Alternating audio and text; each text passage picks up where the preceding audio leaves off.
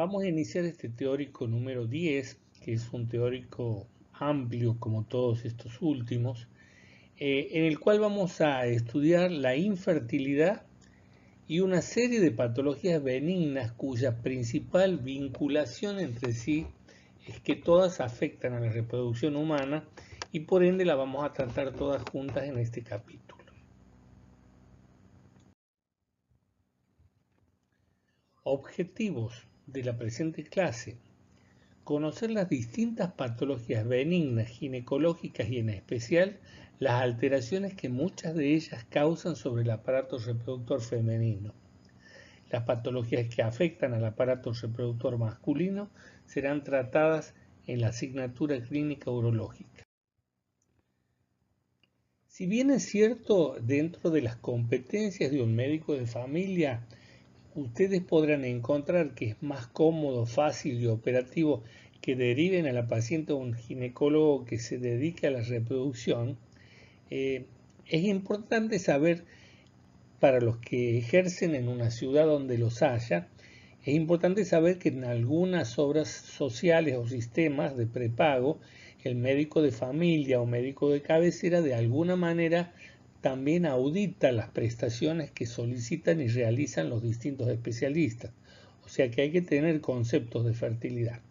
Y en segundo lugar, porque si ustedes ejercen en una zona retirada o del interior de la provincia donde no hay especialistas en ginecología, hay veces que sí pueden ir haciendo algún diagnóstico que es de real utilidad, sea por la patología benigna que diagnostican, como por la implicancia en la fertilidad que pueda tener esa patología o que pueda haber tenido el antecedente de tener esa patología. Se denomina infertilidad a la incapacidad de una pareja para embarazar luego de un año de relaciones sexuales frecuentes, o sea, 2 o 3 veces por semana, sin usar ningún método anticonceptivo. Vamos a aceptar como sinónimo de infertilidad la palabra esterilidad.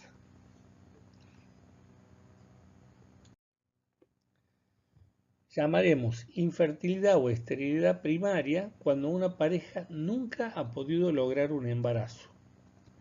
Infertilidad secundaria se denomina cuando la paciente ha podido conseguir un embarazo previamente, pero no ha podido volver a conseguirlo en el plazo de un año. Prevalencia: el 15% de las parejas en edad fértil y la incidencia es 1,6 por 1000 nuevas parejas por año.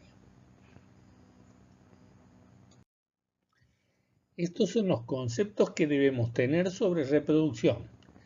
Según la definición, debemos estudiar a la pareja cuando cumpla un año de relaciones sexuales frecuentes sin logro de embarazo. Esta pauta se ha establecido por el conocimiento del proceso reproductivo. De cada 100 parejas sanas, sin problemas reproductivos expuestas al embarazo, el 50%, o sea, la mitad, lo logran dentro del primer semestre de la búsqueda. 30% lo logran en el segundo semestre de la búsqueda. 20% lo logran luego del primer año de la búsqueda. De las pruebas de embarazo con resultado positivo, surge que por cada ciclo menstrual la tasa de embarazos viables es del 25%. La de abortos inaparentes es de un 10% y la de aborto clínico es de un 10%. Es decir, el inaparente es cuando la mujer pierde un embarazo y ni se entera, porque la pérdida ocurrió antes de la menstruación. En cambio, la del aborto clínico es cuando sí se entera o se confirma. La tasa de concepción por ciclo menstrual es de 45%. Si la mujer es mayor de 35 años, debe comenzarse su estudio a los 6 meses de búsqueda. También debe iniciarse el estudio ante la sospecha de una patología asociada a la infertilidad. Debemos tener un plan diagnóstico y terapéutico desde el inicio. El plan debe adecuarse a la situación de cada pareja y a su disponibilidad de recursos de salud. La investigación debe llevarse en la forma más rápida, exacta, fiable, económica y menos invasiva posible. Como siempre en medicina, nuestro plan de estudio estará compuesto por anamnesis, examen físico y estudios complementarios. En la anamnesis del varón es importante referir la edad, las cirugías que haya tenido en la parte urológica, si ha tenido o no criptorquidia, si ha tenido infecciones genitales o de transmisión sexual, traumatismos, enfermedades metabólicas, endocrinas, hábitos tóxicos, medicación actual, ocupación, estrés, hijos previos o con la actual pareja o con otras. En la anamnesis de la mujer, por supuesto la edad, sepamos que, y esto lo hemos dicho en otros capítulos, que la edad óptima para embarazar es la tercera década de la vida, o sea, entre los 20 y los 30 años. Sepamos por definición que una mujer más de 32 años es maternidad añosa. Con respecto a los antecedentes quirúrgicos, son muy importantes todas aquellas cirugías en las que pueda haber estado involucrado el aparato reproductor femenino. Involucra esto la apendicectomía. Los antecedentes clínicos. Todos los antecedentes de infecciones pelvianas son absolutamente importantes, como así también de diagnósticos como quiste de ovario o endometriosis por los posibles factores adherenciales que puedan generar. Los antecedentes gineco-obstétricos, si ha habido especialmente abortos provocados, sepsis después de los abortos, o si ha habido antecedentes quirúrgicos pelvianos como puede ser las cesáreas o quistes de ovario. También es importante si hay alergia, si hay hábitos, siempre hablamos los hábitos tóxicos, tabaquismo, alcoholismo, medicación actual y exposición a tóxicos ambientales. Son muy importantes cada día más los tóxicos ambientales, por eso es todo lo que se recalca en cuanto a la dieta, en cuanto a los nutrientes naturales y en cuanto al cuidado de la naturaleza, porque por ejemplo la contaminación con dioxina, que es una sustancia que es un fertilizante, está vinculada con la etiología, por ejemplo, de la endometriosis.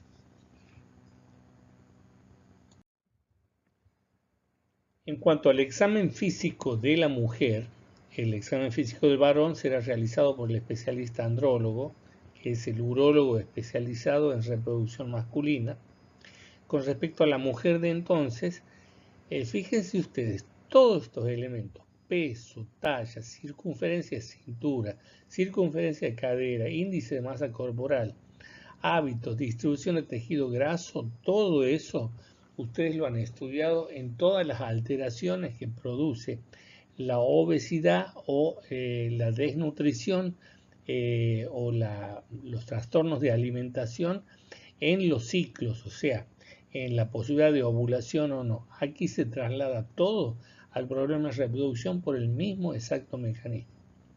El resto con respecto a tensión arterial, a descartar síntomas de hiperandrogenismo por alteraciones endocrinológicas que puedan suscitarse, por hirsutismo, acné, seborrea o alopecia, consecuencias también de una alteración en el eje hipotálamo hipofisario que bloquee la ovulación, examen de mama, tiroideo y abdomen pélvico, inspección de vulva, especuloscopía y tacto vaginal, buscando especialmente alteraciones de tipo anatómicas o congénitas, y realizar siempre, aprovechar la consulta de fertilidad para realizar el control ginecológico actualizado. Estas son las condiciones generales para que el embarazo ocurra. Que el testículo produzca espermatozoides en cantidad y características adecuadas. Que el semen se deposite en la vagina. que los ovarios produzcan ovocitos maduros, que el cuello pueda transportar y capacitar los espermatozoides, que las trompas sean normales en sus características anatómicas y funcionales para transportar los gametos y el cigoto, que el peritoneo no obstaculice la puesta ovular, que el endometrio esté preparado para la anidación, que el útero se halle en condiciones de gestar y que la pareja sea psíquica y físicamente sana. Como consecuencia de lo que expresábamos recién, ¿qué vamos a estudiar? Factor masculino, todos los factores vinculados al hombre. Factor tubo peritoneal, todo aquello vinculado a la función de las trompas y al traslado de embrión o gametos. El factor endocrino ovárico, las condiciones para que la ovulación y la maduración del endometrio se produzcan.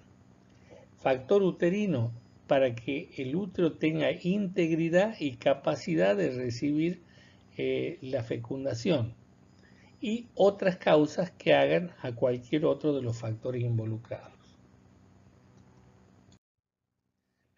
Esta es la prevalencia de los factores de esterilidad.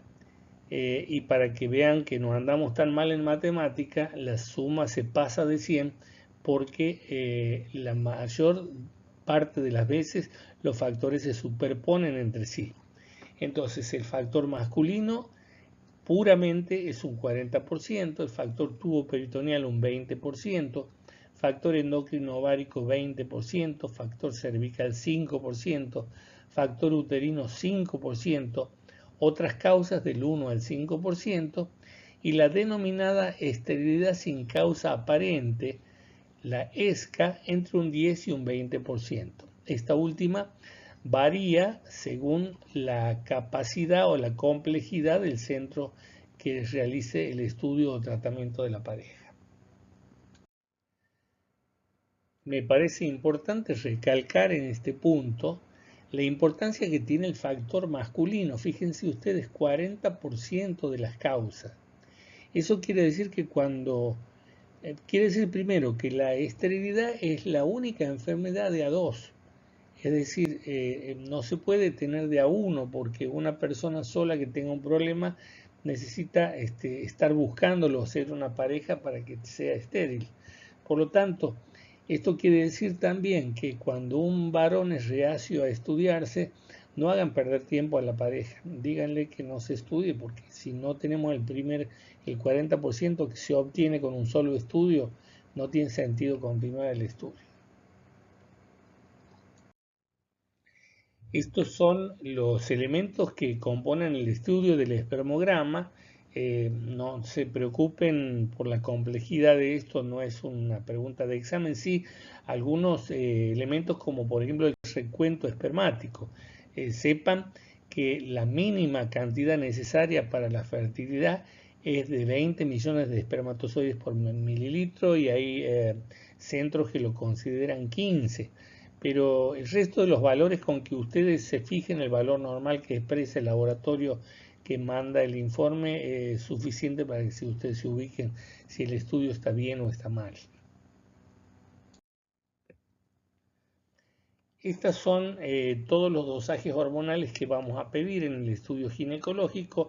Los que están arriba son para estudiar el eje hipófiso ovárico. Los que están abajo son los métodos para estudiar la reserva ovárica. De los métodos que resumíamos en la diapositiva anterior, esta es la temperatura corporal basal. Es un método muy fácil para diagnosticar ovulación. Fíjense en la cuadrilla, si ustedes hacen tomar la temperatura anal todos los días a la mañana antes de levantarse, o sea en reposo, veremos que se produce una diferencia de medio grado a partir del momento de la ovulación durante toda la fase lútea. La ecografía es de gran ayuda para mostrarnos, fíjense en el primer caso abajo a la izquierda, cómo crece el folículo ovárico hasta el momento en que se rompe.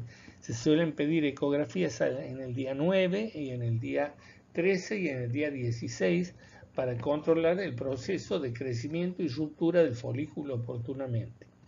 La ecografía de la derecha es una hiperestimulación ovárica cuando se usan sustancias para provocar la ovulación, o puede corresponder también a una patología que es la poliquistosis ovárica que cursa con falta de ovulación.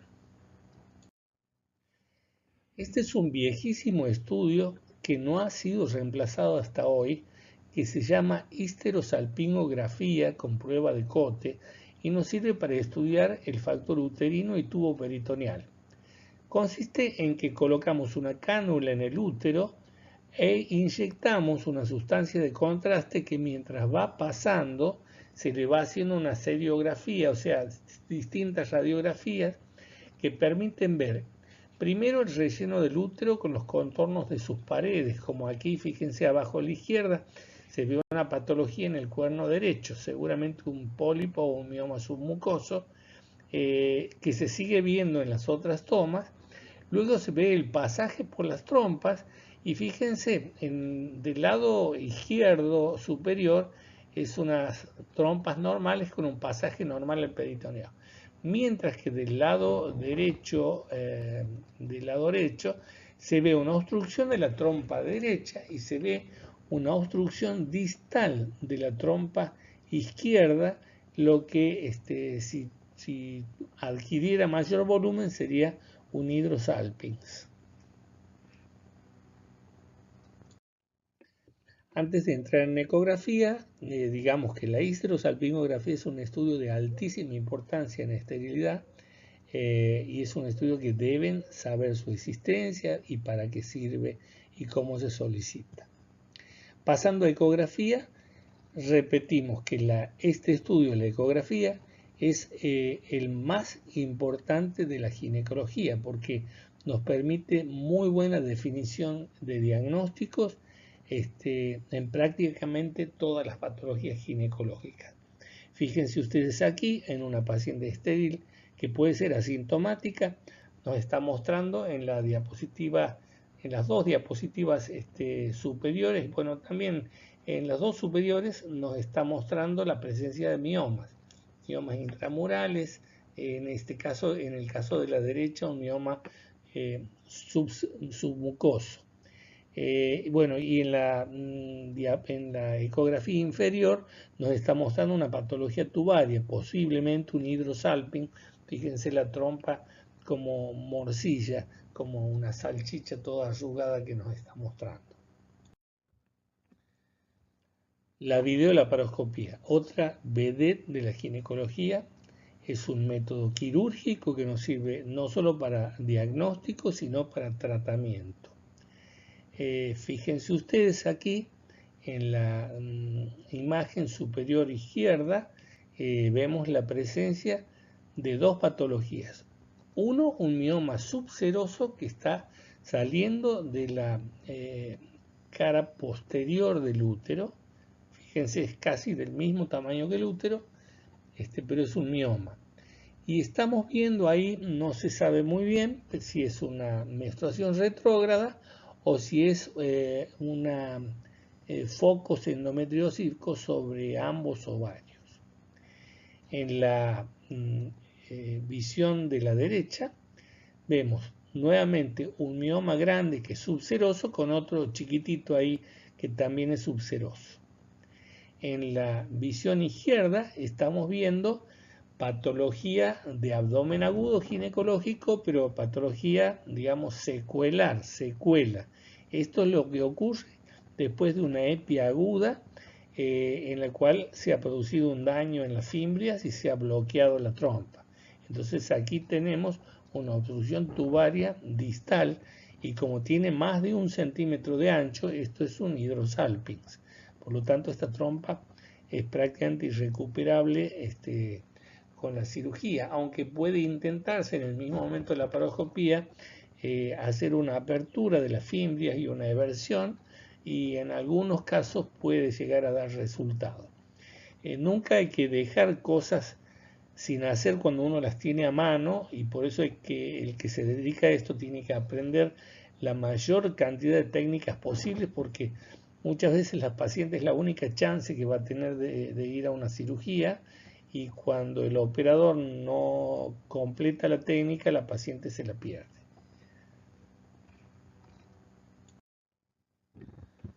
Otra técnica quirúrgica de diagnóstico y tratamiento que nos permite tratarla por la misma vía y cuando no nos permite hacer eso, nos permite hacer el diagnóstico. Fíjense, arriba a la izquierda tenemos una cavidad normal, tenemos pólipos endometriales en la central superior, tenemos sinequias uterinas. Las sinequias son lo que sucede después de un raspado uterino abrasivo en el cual se lastiman ambas caras de la cavidad endometrial y se produce una adherencia, porque como la cavidad es virtual, fíjense, el útero normal, la cavidad es virtual, está pegadita una cara con la otra. Cuando la lastimamos, se pegan entre sí y ocurre lo que vemos aquí en la sinequia. También podemos ver miomas submucosos, como se ve abajo a la izquierda, adenomiosis, fíjense la característica de los impactos sangrantes submucosos que se ven ahí, y luego estamos viendo un mirena, que es un endoceptivo que está colocado en el lugar correspondiente.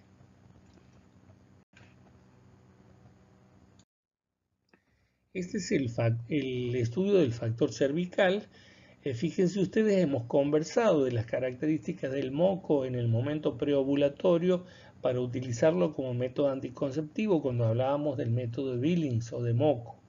Bueno, los tres primeros parámetros, que son la cantidad, la transparencia y la filancia o elasticidad, que ahí estamos midiendo con dos dedos el hilito que les decía en la clase de anticoncepción. En el diapositivo de la izquierda se ve la cantidad y la transparencia, y aquí se agregan dos elementos más que son de manejo microscópico. Una es la cristalización, fíjense abajo tenemos una foto de cristalización. Esto, si ponemos el moco en un portaobjetos y le flameamos con un encendedor, el moco se cristaliza, y si lo vemos al microscopio lo vemos así como cristalitos de manera completa. También se usa la cristalización cuando queremos estudiar si se ha roto la membrana y hay líquido amniótico, si está rota la bolsa en el momento previo o durante los últimos meses de embarazo.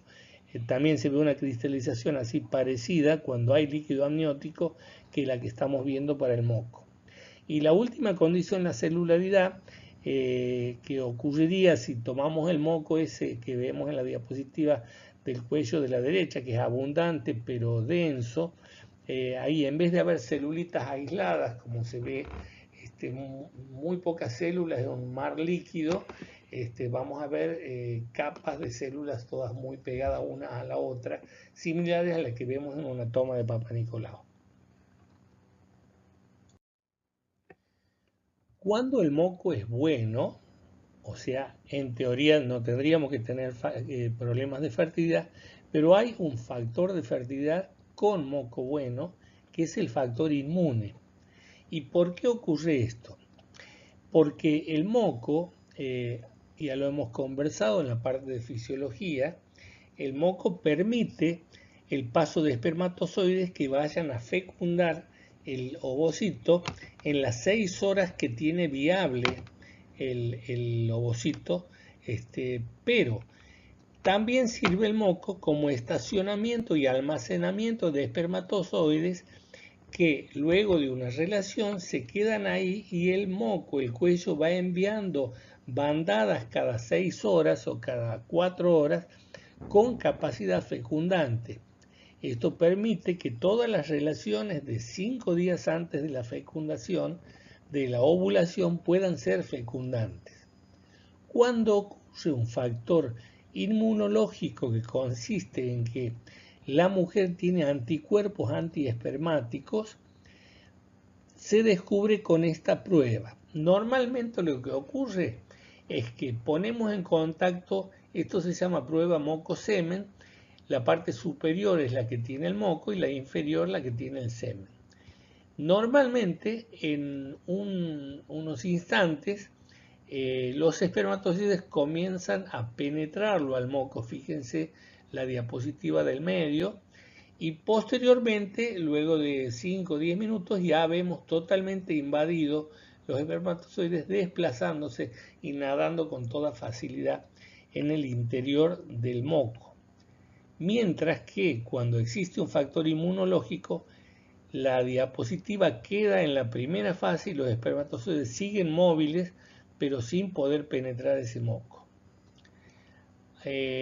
Por supuesto, cuando el moco es malo, lo que hay que hacer es un estudio del mismo a través de cultivo endocervical para descartar clamidia, micoplasma, uroplasma, gonococos y todos los factores infecciosos. Pero lo de arriba es lo que se conoce como factor inmunológico, que por supuesto lo que altera es la espermomigración. La fertilización asistida, solamente voy a mencionar las complejidades y las técnicas, porque esto es dominio del especialista y más aún del subespecialista en fertilización asistida. Aquí en Santiago no tenemos centros de alta complejidad, sí tenemos algunos colegas que se dedican a la alta complejidad, una particularmente la doctora Hugo Soli, que trabaja con el Centro de Fertilización Asistida de Tucumán, en Fertilia. Lo que debemos saber de fertilización asistida es que existe una baja complejidad en la cual se realizan inseminaciones intrauterinas o intraperitoneales, y una alta complejidad constituida por la FIV, fertilización in vitro, con gametas propias o donantes, y la inyección de semen intracitoplasmático, que es la ICSI. ¿Qué debemos saber de esto? Primero, toda paciente que no se ha encontrado la forma de que embarace por las vías clásicas de tratamiento, inducción de la ovulación, quirúrgicas y todas esas que tenemos al alcance, la debemos derivar para que pueda hacer la fertilización asistida. ¿Por qué? Porque hay un plazo vital, que es que hasta los 41 años se puede hacer fertilización asistida con óvulos propios. Más allá de eso, por más que la paciente no entre en menopausia, va a necesitar un uso de gametas donantes para que tenga éxito, porque con las propias el costo es demasiado alto y el porcentaje es demasiado bajo. Siempre, por supuesto, la paciente puede optar por hacerlo. Y con respecto a la financiación, sepamos que existe una ley que dice que cubre la fertilización asistida para todos los habitantes del país, pero la ley ha sido hecha sin disponer de dónde salen los fondos. Por lo tanto, las obras sociales han debido enfrentar a la obligación de realizar fertilización asistida de sus propios presupuestos. O sea que cada obra social se las arregla con listas de espera, con condiciones que impone o pide, y por ejemplo el IOSEP lo cubre, pero el IOSEP cubre el 50% del valor y financia el otro 50%, es decir, vamos a decir que la cubre, pero el afiliado queda pagando un coseguro que equivale al 50% del costo durante un tiempo prolongado. Ya hemos mencionado la esterilidad sin causa aparente, que es cuando se ha terminado el estudio de la pareja estéril y no se ha llegado a un diagnóstico. Y eso no significa que no haya una causa, sino que no la conocemos. La incidencia es del 10 al 20% y depende de la complejidad del centro en el cual ha sido tratada y diagnosticada la paciente. Para resumir, diremos que el factor masculino debemos hacer un espermograma y, si sale mal, enviar al andrólogo. Y si el marido no quiere estudiarse, no vale la pena estudiar a la paciente. Factor endocrino ovárico, hay que hacer un perfil hormonal para estudiar el eje ginecológico y pruebas de ovulación. Para el factor uterino y tubo peritoneal, la histerosalpingografía con la prueba de COT. No lo he dicho, pero la prueba de COT es la radiografía que se hace unas horas después o un momento después de hacer la histero, para saber si la sustancia de contraste se ha repartido bien en la cavidad peritoneal. Cuando hay adherencias, la sustancia queda colgada, queda suspendida, no se difunde bien. Luego, la ecografía, la histeroscopía y la laparoscopía. Para el factor cervical, estudio de moco, estudio endocervical, clamidias, micoplasma, ureoplasmas y gonococos.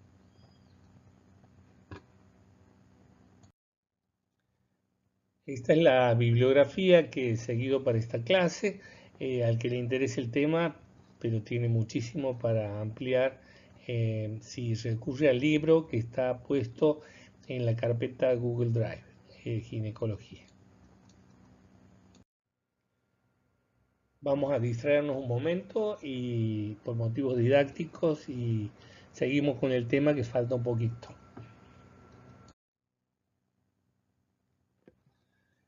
Aborto recurrente, definición. El aborto recurrente ha sido definido clásicamente como la pérdida de más de 3 embarazos consecutivos. La prevalencia se encuentra entre el 1 y el 5% de todas las pacientes infértiles. Esta cifra supera la expectativa natural si se toma en cuenta que entre un 10 y un 15% de los embarazos clínicos terminan en abortos, por lo que el riesgo de 3 abortos debiera ser de 0,34% de la población general en edad fértil. Dado lo traumática que significa cada pérdida de un embarazo y la actual tendencia a la postergación de la maternidad, se sugiere estudiar a las parejas luego de la pérdida de 2 embarazos.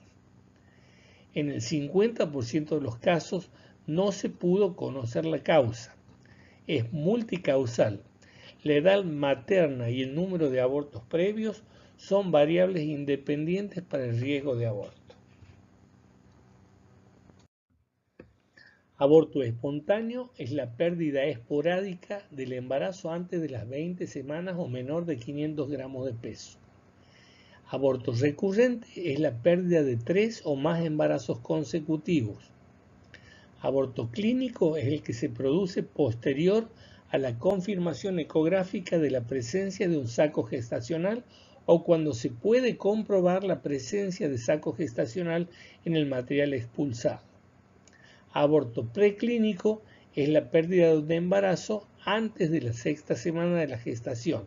Solo se encuentra confirmado por el dosaje positivo de beta subunidad de la gonadotrofina coriónica HCG.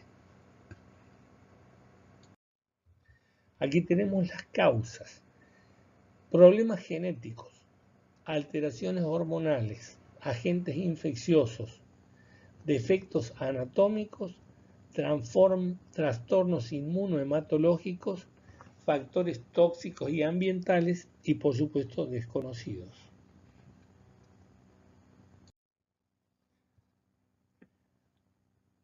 Factores genéticos: aneuploidía embrionaria de novo. Es el aborto espontáneo esporádico, es decir, no viene de herencia en las gametas, sino que se produce en el momento de la conjunción o fecundación.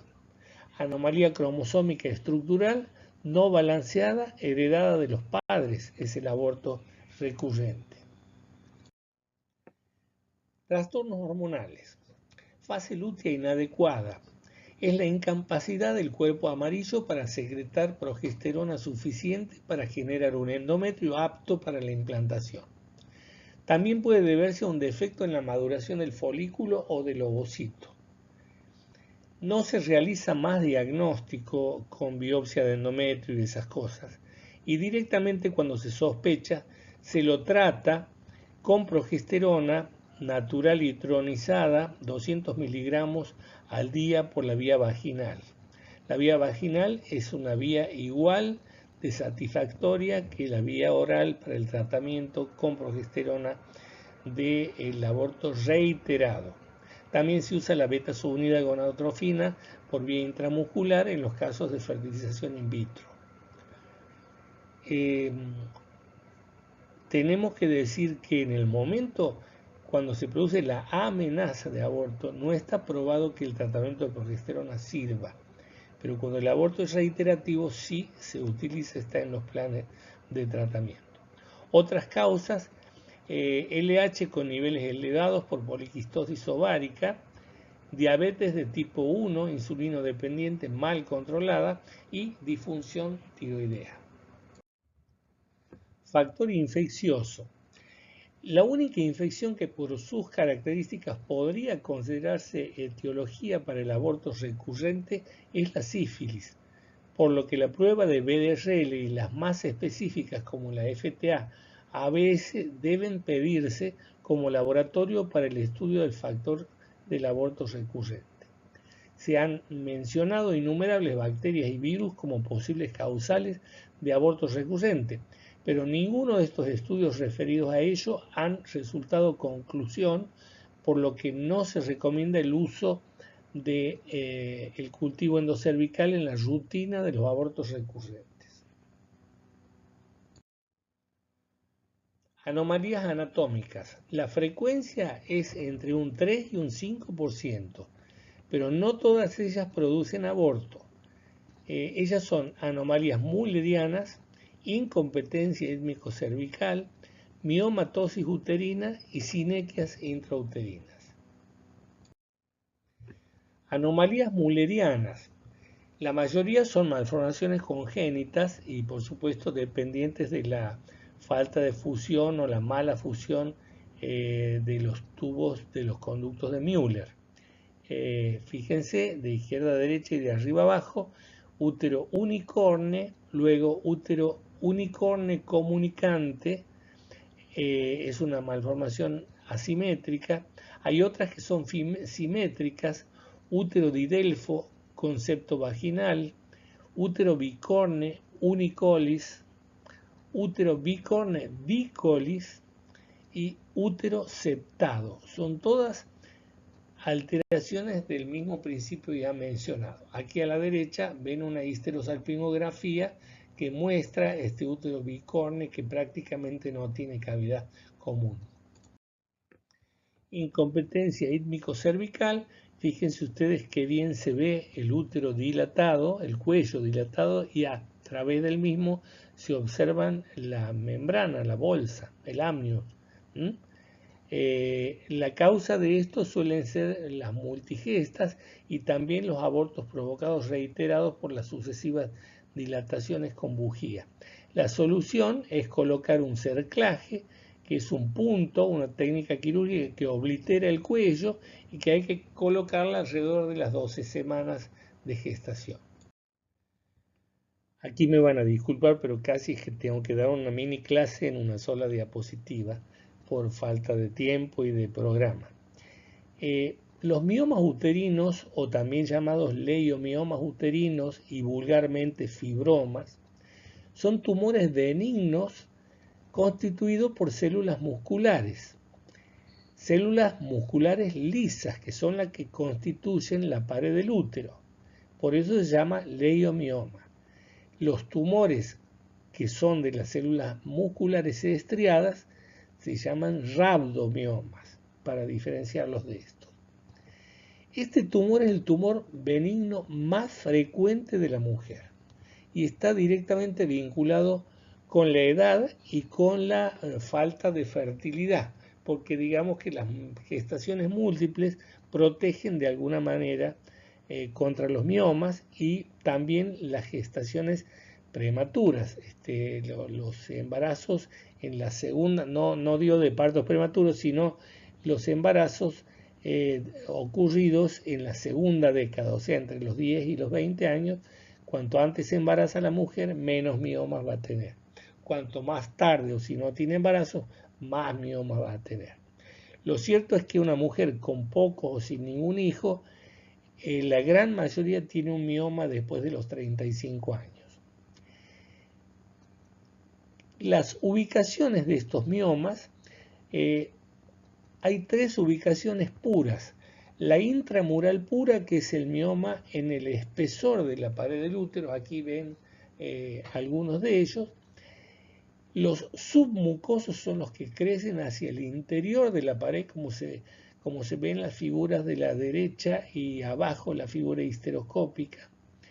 Y los que crecen hacia afuera de la pared, que son los subserosos.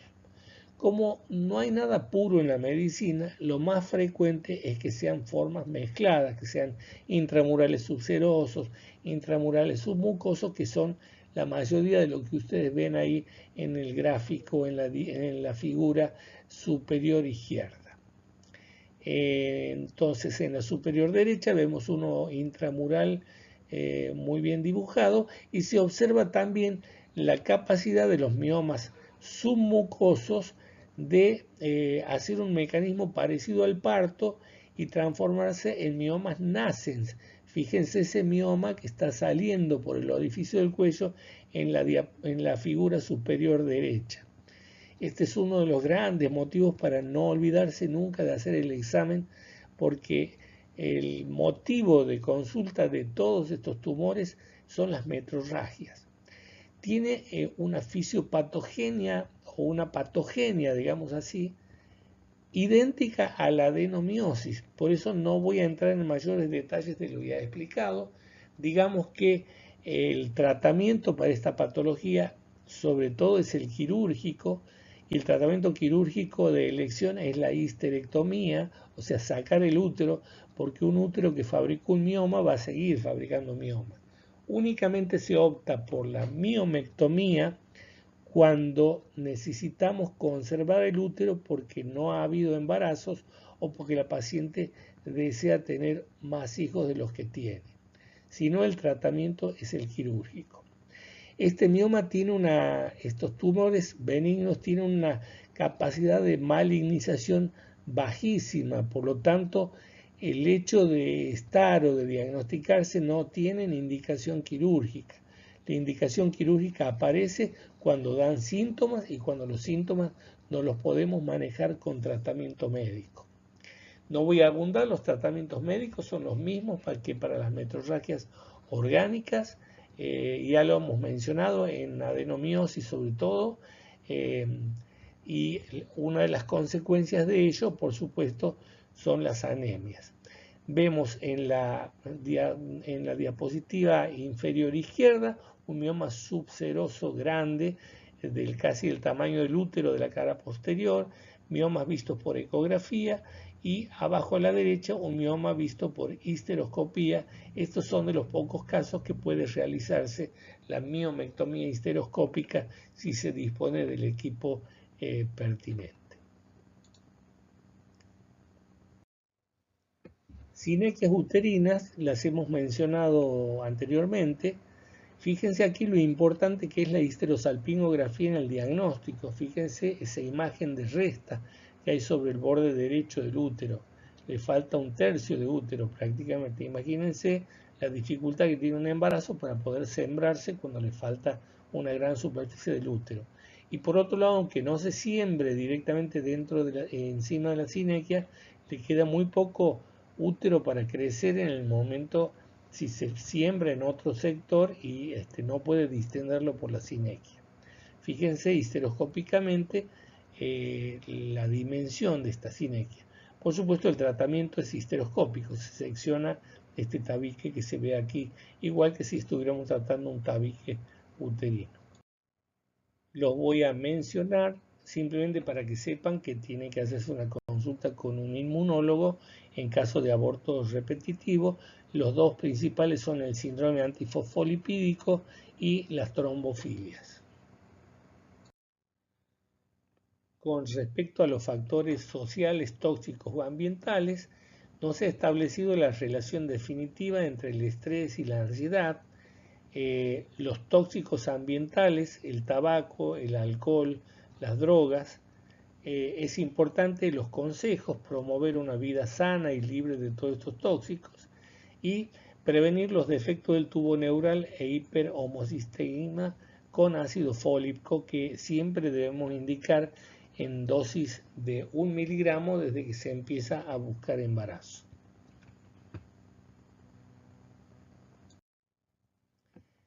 Este tipo de estudios y tratamientos tienen una gran carga de ansiedad y frustración. Es muy importante que tengamos un diagnóstico eficaz a fin de abreviar el tiempo de tratamiento. Es importante también la contención de las parejas porque tanto el diagnóstico como los tratamientos son extenuantes y suelen tener un éxito menor al 50%. Y a menudo sucesivos fracasos. Por todo esto, el trabajo multidisciplinario es imprescindible para ofrecer una calidad de atención mejor y más completa. Y esta última conclusión, fíjense ustedes, después de un estudio completo, 50% de las parejas continúa sin causa conocida. Y el afecto y el acompañamiento psicológico y médico de las parejas puede lograr un 70% de embarazos en ese 50% que no sabemos cuál es la causa. Ya para despedirme, perdón por la longitud y lo comprimido del tema. Es un tema que, si bien es cierto, no está dentro de las competencias más importantes que se fijan para la carrera desde el punto de vista de la salud pública, pero es un tema importante de la asignatura. Este tema en los coloquios de promoción, para aquellos que puedan promocionarla, es un tema que no lo tomamos. Sí lo tomamos en los parciales y sí en los exámenes finales. Así que bueno, muchas gracias nuevamente y perdonen el tiempo que les he insumido.